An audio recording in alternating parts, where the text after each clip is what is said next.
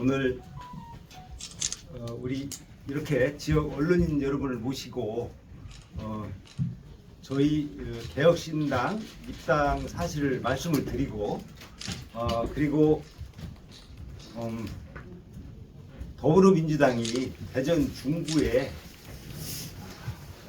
어떤 형태의 전략 공천을 해서 이 지경이 왔는지 이런 부분을 간단히 좀 설명을 드리고 그리고 기자 여러분들의 질문 답변을 하는 것으로 하겠습니다. 때문에 그래서 그냥 제가 핵심적인 부분만 짧게 좀 말씀을 드리겠습니다. 더불어민주당에서 김재선 후보를 전략 공천한 부분은 사실은 세부적으로 살펴보면 전략 공천의 문제가 아니고 특혜성으로 오해받기 충분한 전략 공천을 했다는 부분이 문제가 된다는 것입니다. 국민의힘에서 자기들이 잘못으로 인해서 발생한 재선거는 후보를 내지 않겠다라고 이미 발표를 했습니다.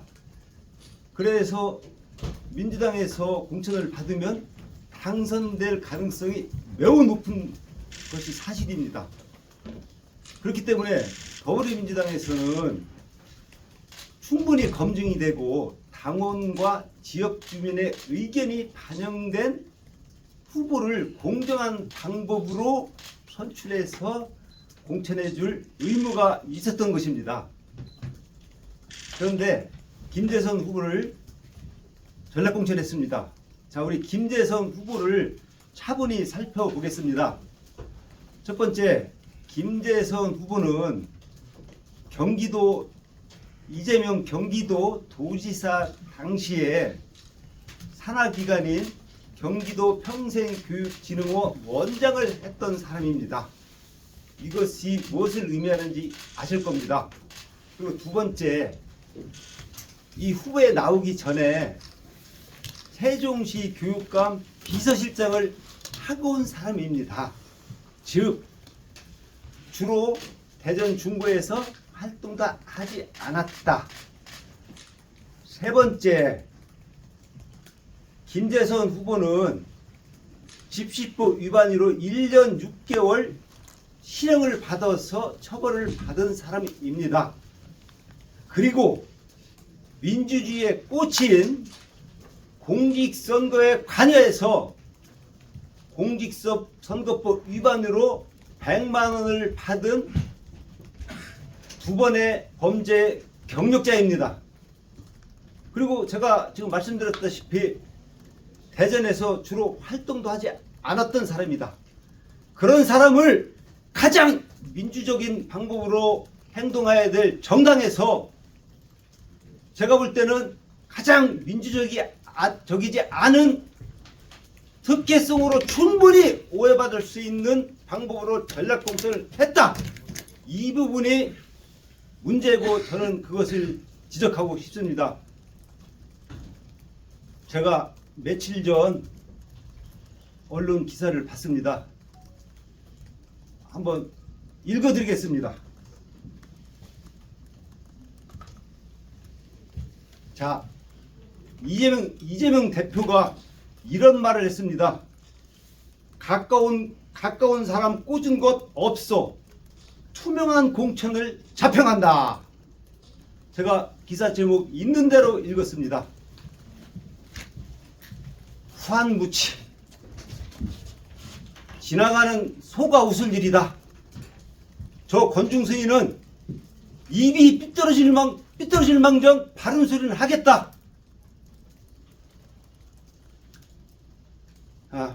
지금까지는 더불어민주당이 우리 대전 중구에 어떤 행태의 전략공천을 했는지를 기자 여러분께 말씀을 드렸습니다. 다음으로는 제 이야기 좀 하겠습니다. 저는 2010년도부터 2022년 6월까지 12년간 대전시 의장과 의원으로 열심히 지역을 위해서 일했습니다. 평소에 지역 주민을 만나고 대화하고 정책 제안을 받기 위해서 주요 사거리에 나가서 거리 인사를 한 것이 12년이고 횟수로 헤어보니까 숫자로 헤어보니까 1000번이 넘습니다. 그리고 지역 주민의 민원도 해결해드리고 애달품도 해결해드리고 지역 발전에 대한 정책도 받기 위해서 평소에 권중선 대전시 의원, 대전시 의장 민원전화 010-540-7819 번을 게시해서 언제든지 저한테 연락을 주시면 업무를 봐드리겠습니다. 우리 지역 주민의 의견을 들어드리겠습니다. 라고 해서 12년 동안 제가 해결해 드린 민원이 기록된 것만 수백 건이 달하고 있습니다. 저는 대전 중구를 가장 잘한다. 그리고 가장 부지런하고 가장 성실하고 책임감 있게 일한 사람이다.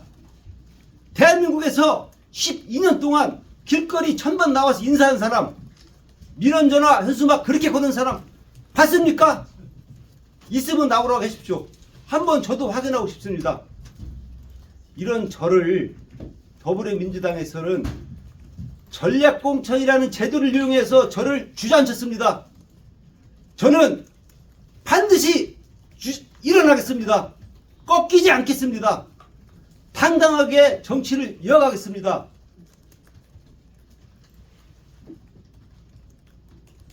중구민만 바라보고 중구 발전을 위해서 계속 이어나가겠습니다. 그 시작점은 개혁신당에서 하겠습니다. 네, 감사합니다. 전체적인 이제 말씀을 드렸고요. 우리 언론인 여러분들의 질문이 있으시면 답변을 해드린 걸로 하겠습니다. 예.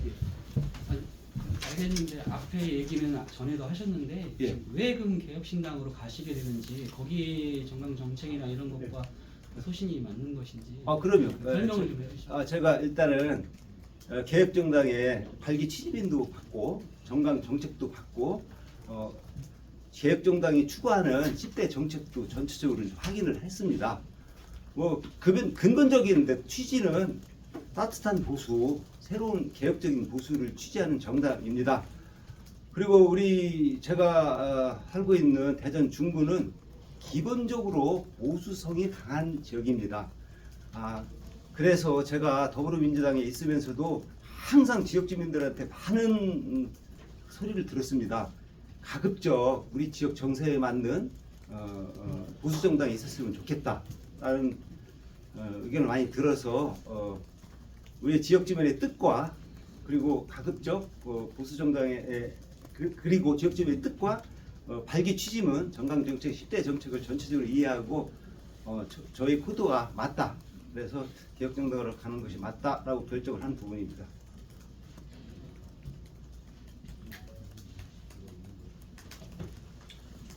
네, 혹시 또 하실 말 하시면 새로운 미래는 고려를 안 해보신 건가요? 제가 지금 말씀드렸다시피 지역 저는 제가 해야 될 일은 제가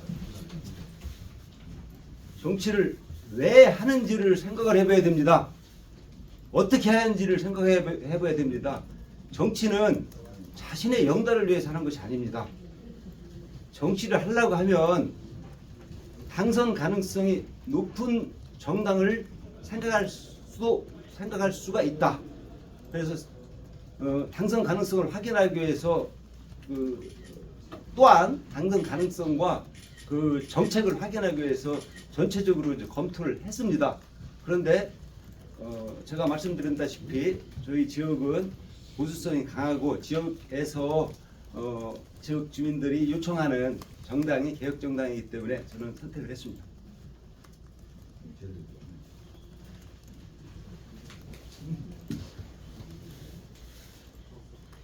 그럼 선거는 계속 완주하시는 건가요? 그러면 탈당을 하신 거죠? 어제 탈당? 네, 어제 탈당했고요. 어제 오전에 탈당을 했고 그리고 어제 오후에 인터넷으로 개혁신당에 입당을 했습니다. 오늘 저기 오후에 그 중앙당인가 국회 쪽으로 올라가서 입당식 뭐 이런 관련 스케줄이 있다고 들었는데 일단은 그 개혁신당 자체도 일단 선거를 나가시는 분들이 너무 많기 때문에 개혁신당 저희가 이제 오늘 국회 소통관에 3시에 가서 이런 사실을 전국에 알려야 될 의무가 있는 것이 정치인의 책임이라고 생각합니다. 그래서 오늘 여러분께 기자회견은 짧은 부분만 요약해서 다 알고 있기 때문에 말씀을 드렸지만 서울에 가서 전국적으로 알 수 있게끔 차분히 세부적인 부분을 전부 말씀을 드릴 겁니다. 그 장소에 개혁신당 사무총장과 그 직원이 일단은 오시기로 했고요. 그리고 그 시간을 빠른 시간 내에 공천 심사를 받기 위한 서류를 제출을 할 예정이고, 그리고 그 심사가 끝나고 나면 아마 주요 당대표를 비롯해서 주요 당직자와 만남의 시간을 가질 것으로 예측하고 있습니다.